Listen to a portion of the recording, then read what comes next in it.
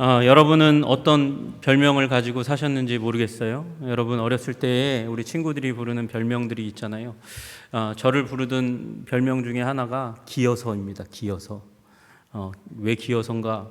김영석의 받침을 빼니까 기어서예요.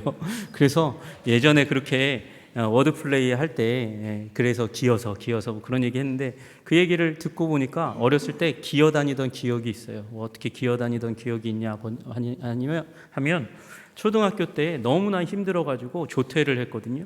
조퇴해 가지고 오는데 너무 힘들어서 몸에 기력이 하나도 없이 쫙 빠지는 거예요. 쫙 빠져 가지고 저희 천동 초등학교에서 저희 집 올라오는 길이 언덕길이었는데 그 언덕길을 정말 기어서 올라갔어요. 진짜 말 그대로 기어서 올라갔어요. 그리고 간신히 집에 갔어요.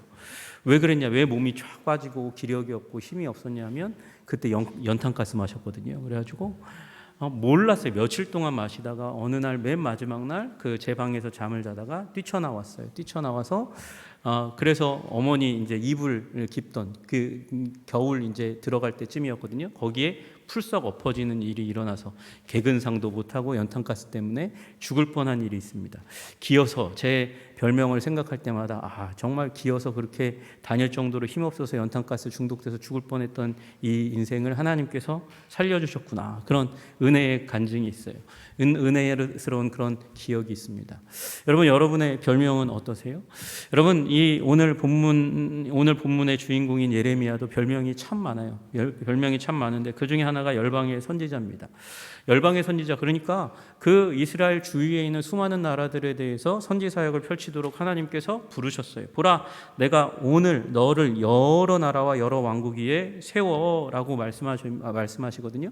여러 나라, 여러 왕국을 향해서 선지 사역을 펼쳤으니까 열방의 선지자라고 그렇게 부르죠.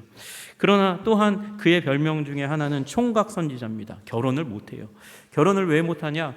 정말 너무나 어렵고 힘든 시기, 이스라엘이 이 남왕국 유다 가운데서 사역했던 이 예레미야 선지자가 너무나 어려운 시대 가운데 살고 있으니까, 나라가 망하는 그 가운데서 선지자로 세워주셨으니까, 이 어려운 시기 네가 살아가는 그 가운데서 네가 그걸 보여줘야 돼. 그래서 결혼하지도 말고 애도 낳지 말아라. 그렇게 하나님께서 지시하셨어요. 너는 이 땅에서 아내를 맞이하지 말며 자녀를 두지 말라. 그래가지고 총각 선지자예요. 또 하나, 이 예레미야가 선지 사역을 시작한 게 요시야 때거든요. 요시야 왕 때인데, 요시야 왕이 정말 좋은 왕이었어요. 좋은 왕이어가지고 개혁 운동을 했거든요.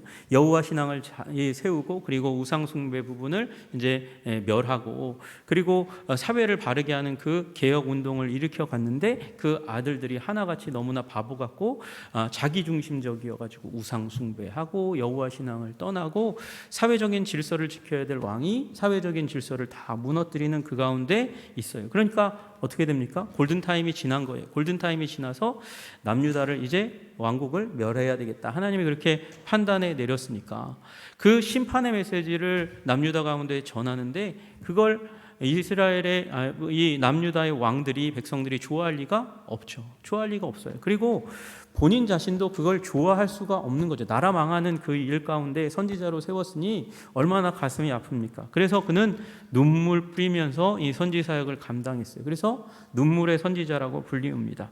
어찌하면 내 머리는 물이 되고, 머리가 물이 될 정도로, 그리고 내 눈은 눈물의 근원이 되고, 머리가 이 물이 되고, 그리고 눈을 통해서는 그 눈물이 계속해서 철철철철 흘러내리는 그 가운데서 선지 사역을 했다. 그래서 눈물의 선지자라고 그렇게 불리우는 사람이었습니다. 여러분, 이 예레미야가 그렇게 선지 사역을 펼쳐가니 얼마나 그 자신도 마음이 아프고, 시대가 혼란하니까 이스라엘 백성들도 불안하지 않을 수가 없는 것이죠.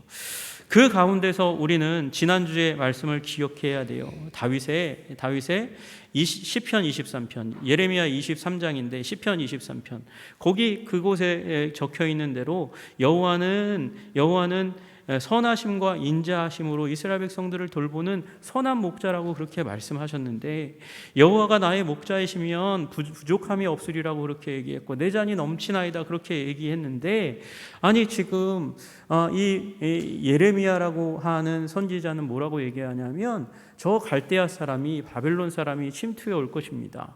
이 북왕국 이스라엘을 멸망시켰던 아수르가 이제 힘을 잃어가는 그 가운데서 야 이제 좀 살만하겠거니 그렇게 여겼더니 바벨론이 몰려와 가지고 멸망시킬 겁니다. 그런 가운데 이제 이스라엘 왕들도 제 정신 못 차리고 악하게 행동하는 걸 보는 그 가운데 있는 것이죠. 여러분, 그 가운데서 하나님은 정말 선하신가? 하나님은 정말 인자가 넘치는 분이신가? 그분은 정말 부족함이 없도록 양떼된 이 이스라엘을, 유다를 돌보시는 하나님이신가? 의심을 할 수밖에 없는 거잖아요. 그 가운데 오늘 메시지가 선포되는 것입니다. 시편 23편을 잘 알고 있는 이스라엘 백성들에게, 유다 왕국에 속한 백성들에게 이 예레미야서 23편 1절에서 8절이 선포되면서 처음에 1절과 2절 왜 하나님이 심판을 선포하시는가를 말씀하고 계세요.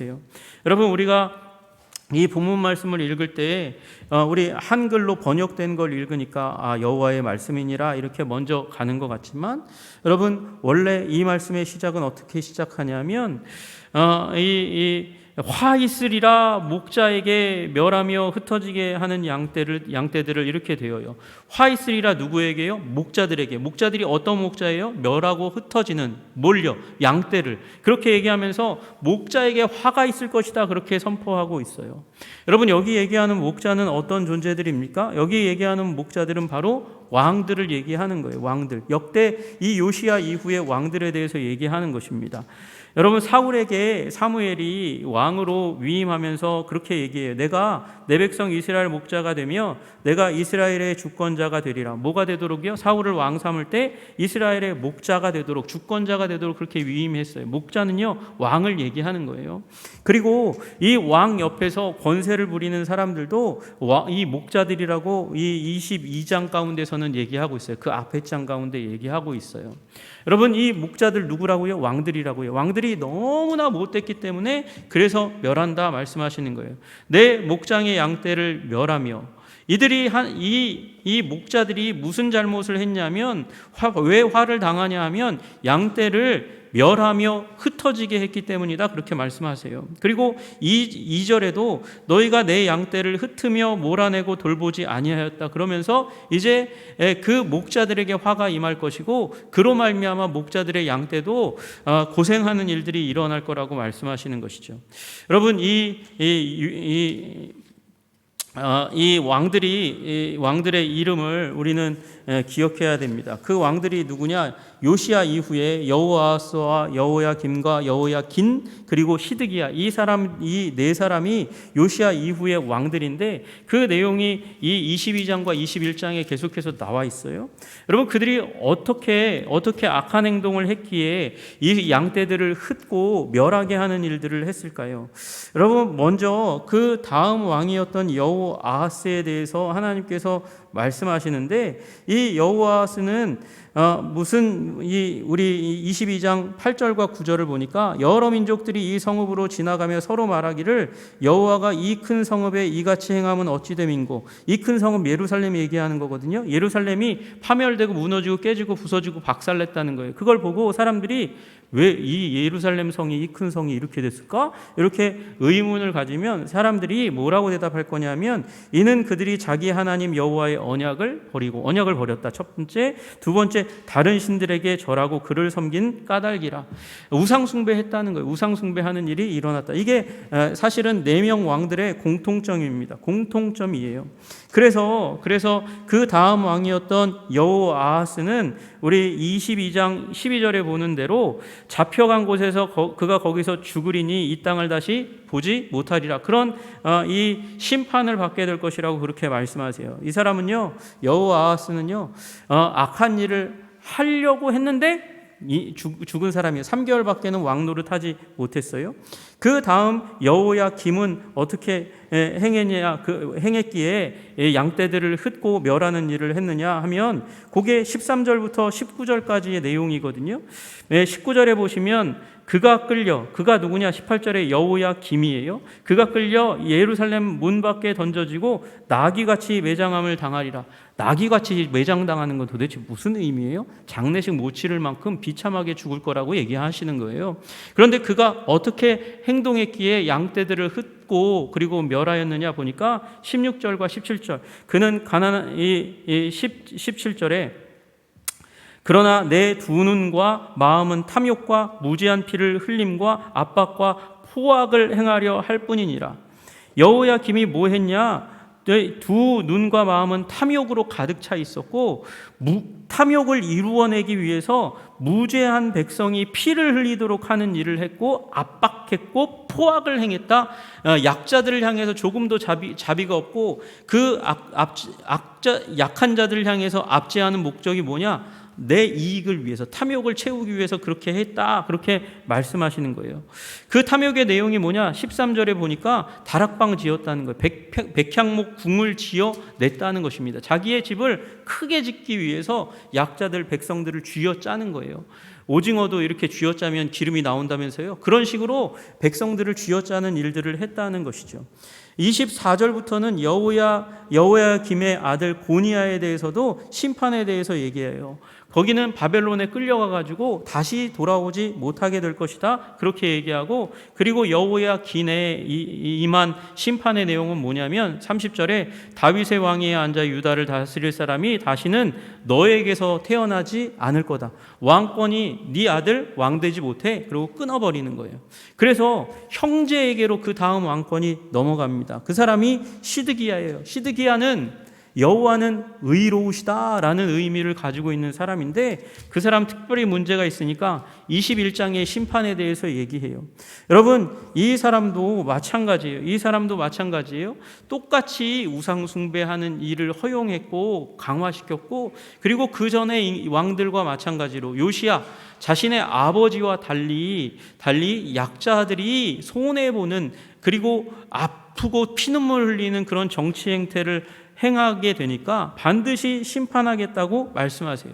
그런데 이 시드기야에게는 한 가지 옵션을 주세요. 그럼에도 불구하고 너에게 생명의 길은 열어줄게. 그게 21장 8절의 말씀이거든요. 여호와께서 말씀하시기를 보라, 내가 너희 앞에 생명의 길과 사망의 길을 두었노라. 이 생명의 길과 사망의 길은 뭐냐면 바벨론 오면 거기에서 너희들이 항복하지 않고 버티면 죽는 거야, 끌려가는 거야, 고생하는 거야. 이게 사망의 길이에요. 생명의 길은 뭐냐면 항복하면 살기는 살게, 그렇게 얘기하는 거죠. 너희를 에워싼 갈대인에게 나아가서 항복하는 자는 살 것이나 그의 목숨은 전리품같이 되리라. 그러니까 이 바벨론 왕 느부갓네살의 자랑거리, 내가 이렇게 큰 승리를 이루었어 그러면서 너를 장난감처럼 다루기는 하겠지만 그래도 너는 살 거야, 이렇게까지 얘기하시면서 심판에 대해서 말씀하시는 거예요. 왜 그렇습니까? 본질은 우상 숭배를 통해서 하나님을 사랑하지 않은 것이고, 또 자신의 탐욕에 의해서 백성들을 사랑하지 않았기 때문에 화가 임할 것이라 그렇게 말씀하시는 것이죠. 여러분, 우리 이 하나님은 선하시기 때문에 악을 두고 보지 않으시는 하나님이신 줄로 믿으시기를 주님의 이름으로 축복합니다. 하나님은 악에 대해서 반드시 심판하시는 하나님이신 줄로 믿으시기를 주님의 이름으로 축복합니다. 여러분, 이 악을 그대로 두면 백성들이 신음하고 아파하면서 하나님을 의심해요. 하나님이 정말 선하시고 인자하신 하나님이 맞으신가? 왜 하나님은 이런 왕들을 목자로 세우셨음에도 불구하고 이들을 가르치시고 심판하시지 않는가라고 오히려 그렇게 하나님을 의심하는 일들이 일어나지 않겠습니까? 여러분, 우리는 그러므로 이 땅의 지도자들 된 자들을 위해서 기도해야 되는 줄로 믿으시기를 주님의 이름으로 축복합니다. 그들이 영적인 실패를 겪지 않도록, 자기를 너무나 사랑해서, 그래서 하나님께서 이 왕으로 뽑으신 하나님을 잊고 그리고 섬겨야 될 백성을 잊어버리는 그런 지도자가 되어 되어서는 안 되는 것이죠. 그러면 악한 목자와 똑같이 행동할 수밖에 없는 것이에요. 여러분, 지금 하나님께서 이 남유다를 심판하시는 이유가 무엇입니까? 양떼된 백성들을 섬기고 사랑해야 될 선한 목자가 되어야 될 왕들이 어떻게 되었어요? 못된 짐승처럼 되어버렸어요. 도적처럼 되어버렸어요. 강도처럼 되어버렸어요. 여러분, 이 땅의 지도자들이 그렇게 되어버렸다면 우리 한국 땅에도 하나님께서 심판하시는 일이 일어나는 거예요. 그래서 이 땅의 위정자들을 위해서 기도하시기를 주님의 이름으로 축복합니다. 돌이키도록 기도하시기를 주님의 이름으로 축복합니다. 영적인 지도자들도 마찬가지예요. 하나님께서 왜 한국교회 그 강성했던 교회의 힘을 빼고 계십니까? 그 목자들이 영적인 직무를 유기했기 때문에 딴짓하니까 명예를 쫓아가고 쾌락을 쫓아가는 일들이 일어나니까 힘을 잃게 하시는 것이죠. 여러분, 그 가운데 돌이켜야 돼요. 여러분과 저도 마찬가지예요. 여러분, 우리도 그 가운데서 남은 비판하고 비난하기 쉽지만 우리도 마찬가지예요. 왕들처럼, 정치인들처럼, 또 리더들처럼 여기 이 가운데 또 한 몫을 하는 사람이 예레미야 반대편에 섰던 하나냐와 같은 그런 선지자들이거든요. 그는요, 하나냐는 뭐라고 얘기하냐면 예레미야의 말이 틀렸다고 얘기하는 거예요. 이 바벨론에 의해서 우리는 멸망당하지 않고 구원받을 거라고 얘기하면서 예레미야가 메고 있던 멍에를 꺾어버리고, 이 멍에 꺾듯이 바벨론의 멍에에서 하나님은 우리를 구원하실 거야 막 이렇게 얘기했었어요. 여러분, 그런데 하나는 비참하게 죽습니다. 영적인 지도자들도 마찬가지 잘못할 수 있습니다. 직무를 유기할 수 있습니다. 거짓말할 수 있습니다. 여러분, 그러므로 우리들은 그들을 위해서 기도하고, 또한 마찬가지로 우리들도 하나님께서 부르신 목자라는 사실을 기억하고 우리도 직무유기하지 않아야 하는 것입니다. 여러분에게 무엇을 맡기셨어요? 여러분에게 가정을 맡기신 줄로 믿으시기를 주님의 이름으로 축복합니다. 여러분에게 교회 직분을 맡기셨어요. 교회를 책임지도록 하나님께서 교회의 그 부분에 있어서는 목자로 세우신 줄로 믿으시기를 주님의 이름으로 축복합니다. 하나님은 세상을 사랑하셔서 세상을 결코 버리시지 않으십니다. 세상 가운데 섬기고 그 섬기는 곳을 중심으로 해서 하나님의 나라를 세워가도록 여러분에게 직장을 주신 줄로 믿으시기를 주님의 이름으로 축복합니다. 여러분, 그 가운데서 여러분은 무엇으로 부름받았어요? 목자로 부름받았어요. 이것이 루터에게 주신, 개신교에게 주신 중요한 영적인 진리예요. 여러분, 만인 제사장주의 또는 전신자 제사장주의라고 불리우는 교리가 우리 개신교의 카톨릭과 구분되는 진리 체계입니다. 하나님은 예수 그리스도를 믿는 사람들을 왕 같은 제사장으로 삼으신 줄로 믿으시기를 주님의 이름으로 축복합니다. 여러분, 우리 베드로전서 2장 9절에서 우리를 왕 같은 제사장으로 왕족 제사장으로 삼아 주셨다고 말씀하세요. 그건 목자와 같은 위치인 거예요. 여러분, 왕이라는 말은 뭐냐면, 왕이라는 말은 권세가 있다는 것이에요. 예수 믿는 자들에게 권세 주시는 줄로 믿으시기를 주님의 이름으로 축복합니다. 여러분, 그 이후에 성경에도 보면 제사장과 더불어서 나오는 또 하나의 단어가 있어요. 하나님께서 우리 믿는 자들을 나라와 제사장으로 삼아 주셨대요. 나라는 이 왕과 같은 단어예요. 그러니까 왕권이 있는 존재로 세워 주셨다는 거예요. 여러분을 목자와 같이 왕족 제사장으로 삼으신 줄로 믿으시기를 주님의 이름으로 축복합니다. 그리고 여러분들은 그곳 가운데 직무를 소홀히 하면 우리들은 이 화가 있으리라 선포된 목자들처럼 심판의 대상이 된다고 말씀하시는 것이죠. 여러분, 우리 주님께서 주신 직무를 충성스럽게 수행하시는 여러분들 되시기를 주님의 이름으로 축복합니다. 여러분, 그러면 선하신 목자가, 그 선하시고 인자하신 목자가 어떻게 이 남유다를 멸망시키고 종으로 삼고 바벨론으로 끌려가게 하실 수 있습니까? 예레미야의 예언 내용이 그거거든요. 멸망당하고 바벨론에 의해서 끌려갈 거야. 그게 어떻게 좋은 일이 될 수 있겠습니까? 그 일은 결코 좋은 일이 아니라 사망의 음침한 골짜기를 지나는 일과 같고 해를 당하는 일과 같은 일이잖아요. 그러나 우리 3절과 4절에 하나님께서 회복의 메시지를 우리에게 주십니다. 내가 내 내 양떼에 남은 것을 그 몰려갔던 모든 지방에서 모아 다시 그 우리로 돌아오게 하리니 그들의 생육이 번성할 것이며 내가 그들을 기르는 목자들을 그들 위에 세우리니 그들이 다시는 두려워하거나 놀라거나 잃어버리지 아니하리라 말씀하세요.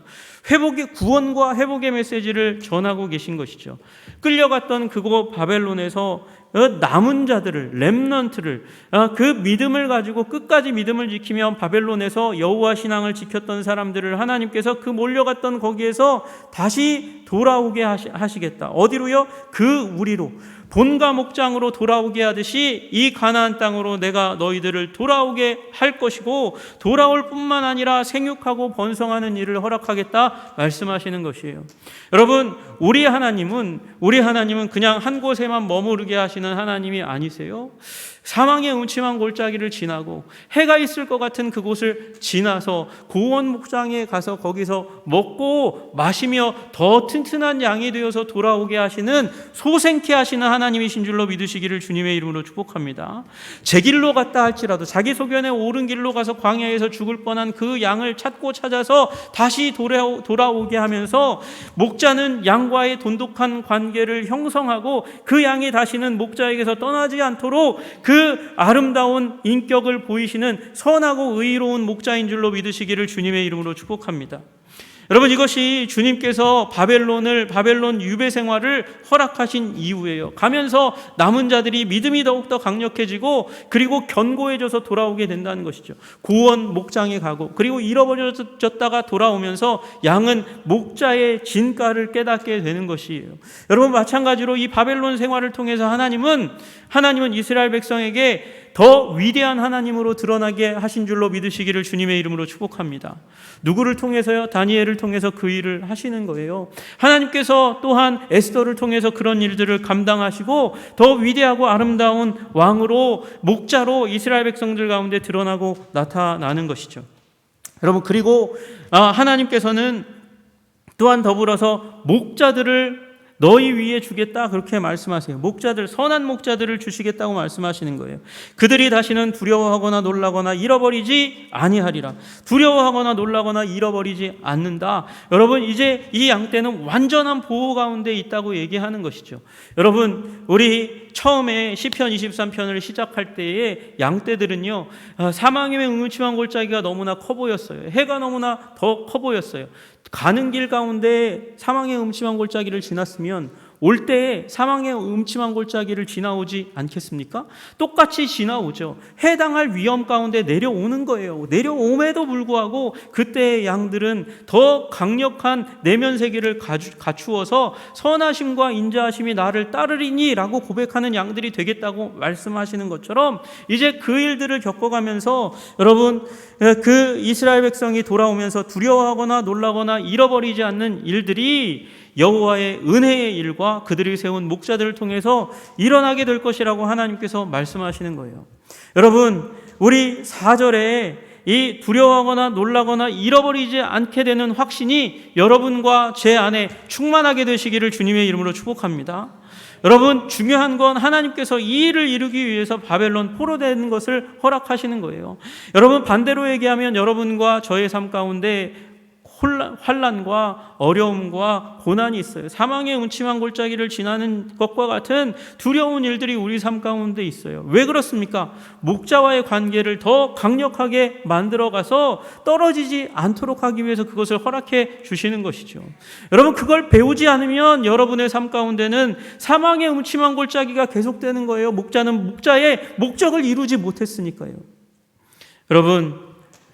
여러분 삶 가운데 고난이 있으면 그 고난을 하나님을 만나고 놓지 않는 기회로 삼으시기를 주님의 이름으로 축복합니다.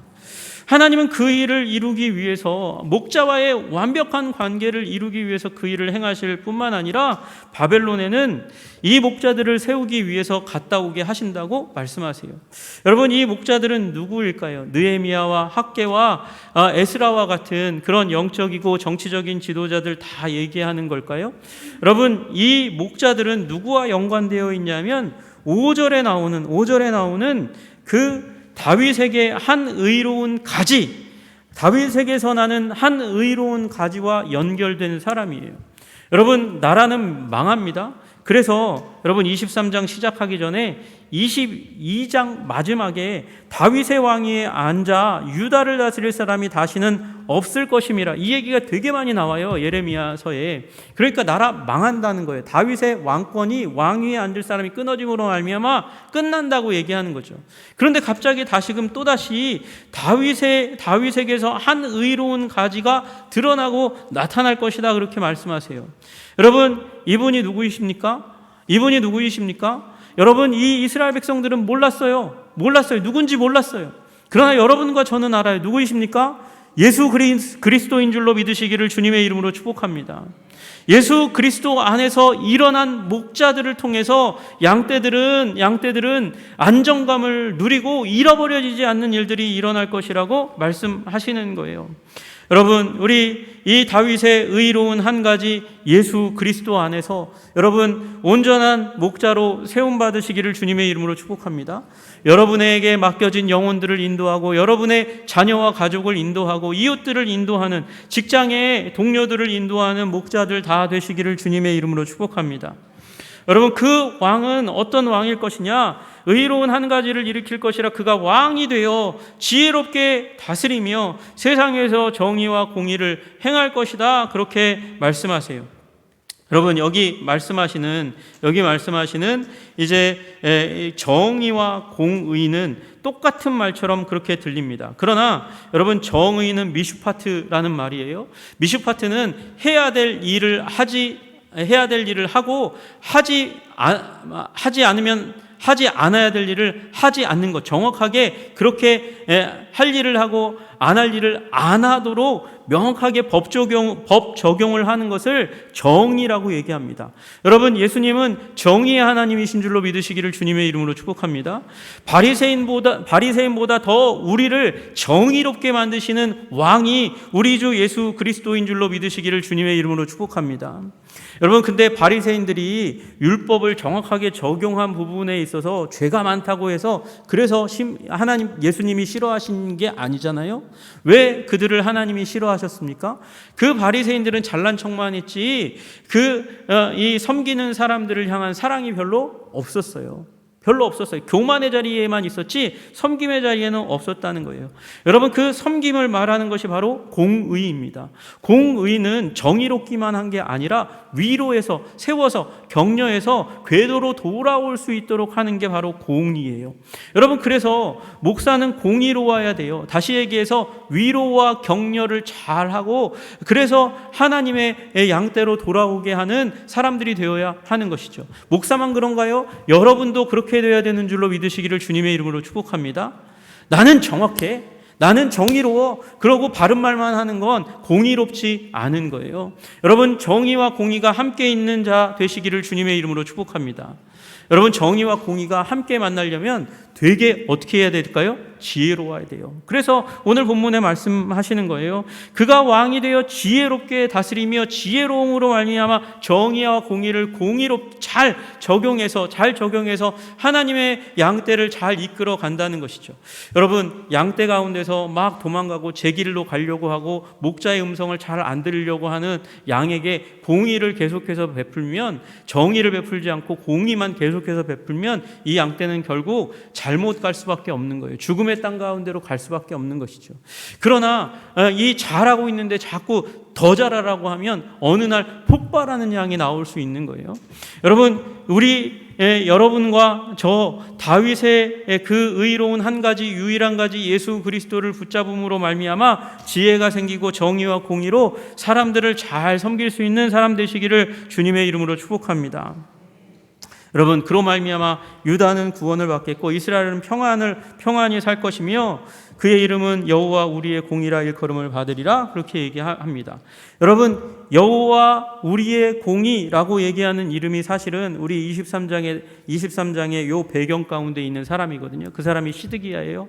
시드기야 왕이 여호와는 의로우시다라는 뜻이에요. 그러나 너는 이름값 못하고 네 마음대로 살고 의롭지도 않지.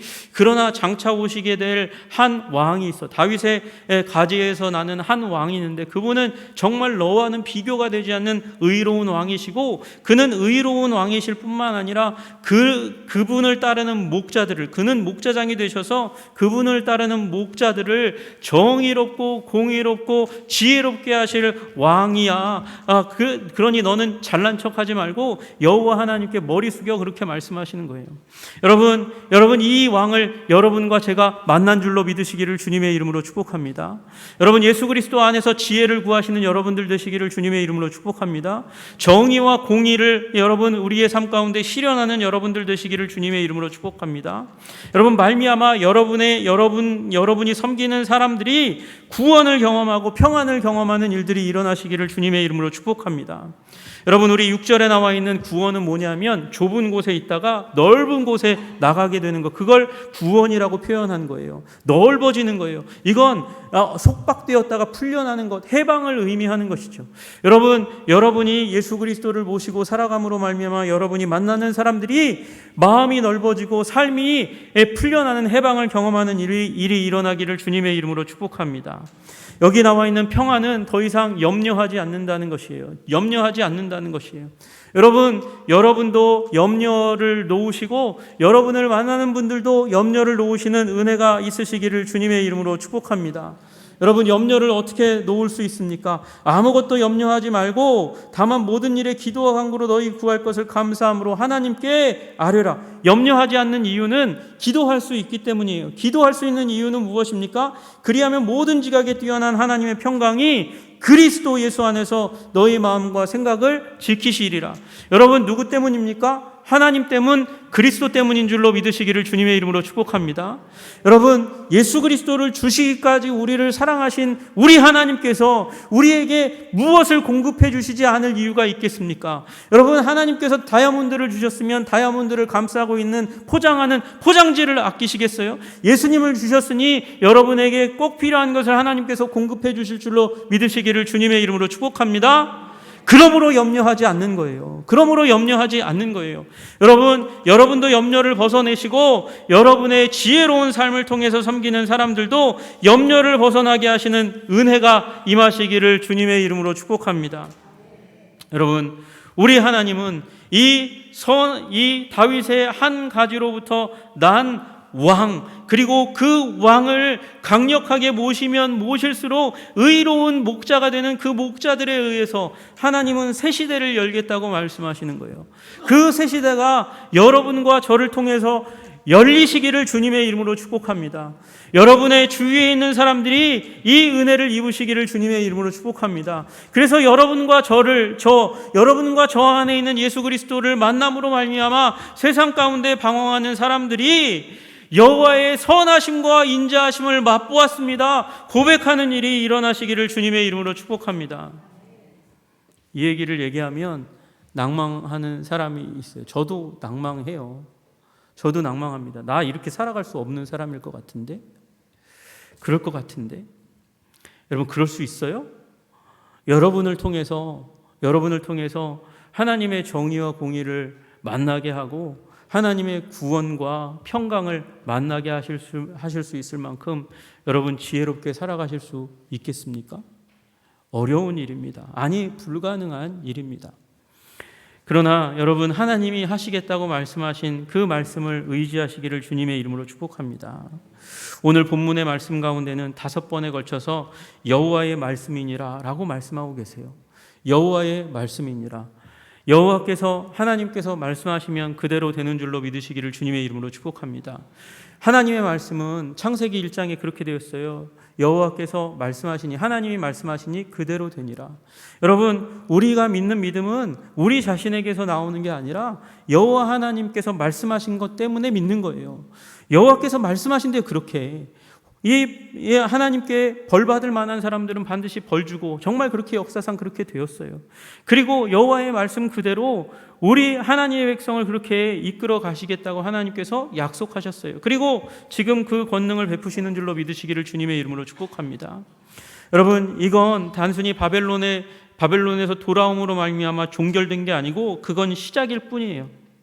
시작이고, 그 종결은 저 북방에서부터 사방에서부터 몰려오는 백성들이 경험하는 그 일들로 말미암아 일어나는 일입니다. 이 일은 출애굽보다 더 위대한 일이라고 7절에 말씀하세요. 그러므로 여호와의 말씀이니라, 보라 날이 이르리니 그들이 다시는 이스라엘 자손을 애굽 땅에서 인도하여 내신 여호와의 사심으로 맹세하지 않고, 아니 출애굽의 하나님보다 더 위대한 하나님이 어디 있다고 다른 하나님을 찾아 이스라엘 집 자손을 북쪽 땅 그 쫓겨났던 나라에서 인도하여 내신 여호와의 사심으로 맹세할 것이며, 왜? 그 하나님이 더 위대한 하나님, 내가 경험한 그 구원의 하나님, 이 바벨론에서 돌아오게 하실 뿐만 아니라 그걸 시작으로 해서 사방 모든 곳에서 백성들을 불러 모아주시고 내가 하나님이야 라고 하나님의 존재를 드러내신 그 사건, 그 사건이 무슨 사건입니까?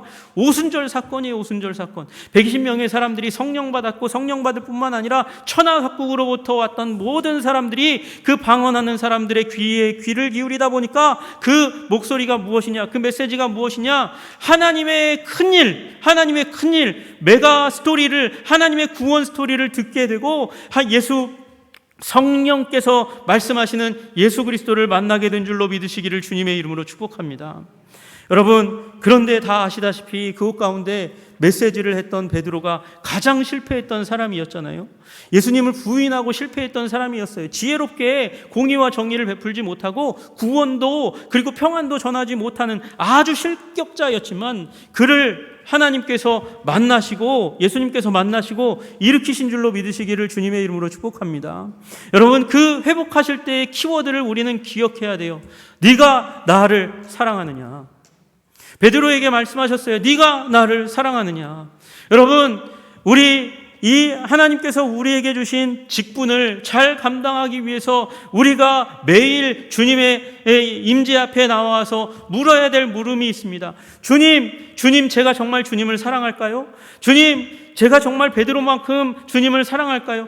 여러분, 그 일에 대해서 예스라고 명확하게 얘기하지 못한다 할지라도 그 물음을 계속해서 물으시기를 주님의 이름으로 축복합니다. 내가 나를 사랑하느냐 물으시는 주님의 말씀 앞에 계속 서 있는 여러분들 되시기를 주님의 이름으로 축복합니다. 베드로도 예 그렇습니다라고 얘기하지 못했어요. 그러나 주님께서는 그 물음 가운데서 베드로에게 말씀하십니다. 내 양을 먹이라, 내 양을 치라 말씀하여 주셨어요. 여러분, 우리가 왕같은 제사장으로 예수 그리스도의 목자직을 감당할 수 있는 이유가 무엇이겠습니까? 다른 데 있지 않습니다. 주님이 우리를 위하여 몸 찢어 피 흘려 죽었습니다. 그 예수 그리스도의 십자가의 사랑을 기억하며 주님을 사랑하기 원합니다. 더 사랑하기 원합니다. 이거에는요 종결어미가 없어요. 나는 주님을 사랑했습니다라고 얘기할 수 없습니다. 너무도 사랑합니다. 이제 더 이상 사랑할 수 없을 만큼 사랑합니다. 얘기할 수도 없습니다. 여러분, 그 물음 가운데 계속해서 서시기를 주님의 이름으로 축복합니다. 그러면 그 사랑의 고백 가운데 주님께서 우리에게 섬기고 사랑할 수 있는 능력을 허락하실 줄로 믿으시기를 주님의 이름으로 축복합니다. 기도하겠습니다. 하나님 아버지, 양들의 큰 목자이신 우리 주 예수 그리스도가 다윗의 유일한 한 가지로 이 땅 가운데 오셔서 십자가에서 몸짓고 피 흘려 우리를 구원하신 구주임을 믿고 아버지 그 예수 그리스도를 향해서 사랑의 고백을 드리는 자들이 될 수 있도록 주님 도와주시옵소서. 말미암아 주님께서 우리를 지도자로 목자로 세운 그곳 가운데 영혼을 섬기며 살아갈 수 있도록 주님 도와주시옵소서. 가정에서, 직장에서, 그리고 하나님 아버지 우리 교회에서 주님께서 세우신 그 자리에 선한 목자를 따라 선하게 하나님 목자직을 감당하며 살아가는 우리 하나님의 백성 되게 하심으로 말미암아 하나님 평강과 번영의 시대를 아버지 열어갈 수 있도록 우리를 붙잡아 주시고 인도하여 주옵소서. 예수님 이름 받들어 기도드리옵나이다. 아멘.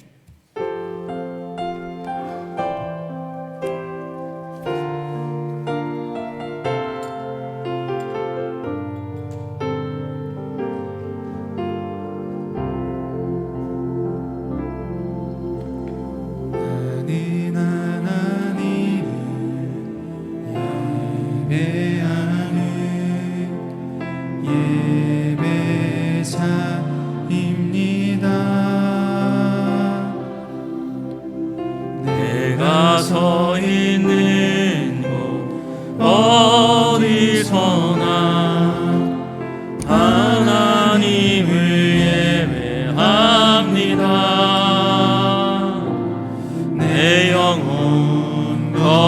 거룩한 은혜를 향하여 내 마음 완전한 하나님 향하여 이곳에서 바로 이 시간 하나님을 예배합니다. 나는 하나님을 예배하는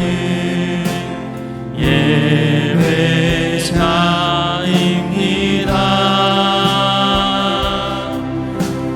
내가 서 있는 곳 어디서나 하나님을 예배합니다. 내 영혼 거룩한 은혜를 향하여 내 마음 완전한 하나님 향하여 이곳에서 바로 이 시간 하나님을 예배합니다.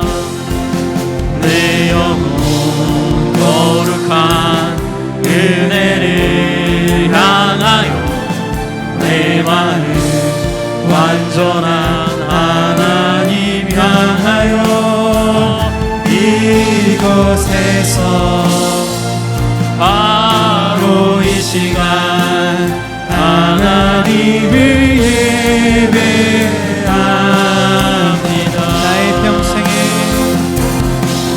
나의 평생에 단 한 가지 소원 주의 아름다우심 보며 사랑 노래하는 것 나의 왕 되신 주님의 얼굴 구하며 그 사랑 안에 머물러 사랑 노래합니다. 나의 평생에 단 한 가지 소원 주의 아름다우심 보며 사랑 노래하는 것 나의 왕 되신 주님의 얼굴 구하며 그 사랑 안에 머물러 사랑 노래하는 다 같이 일어나겠습니다. 나의 평생에 단 한 가지 소원 주의 아름다우심 보며 사랑 노래하는 것 나의 왕 되신 주님의 얼굴 구하며 주 사랑 안에 머물러 사랑 노래합니다.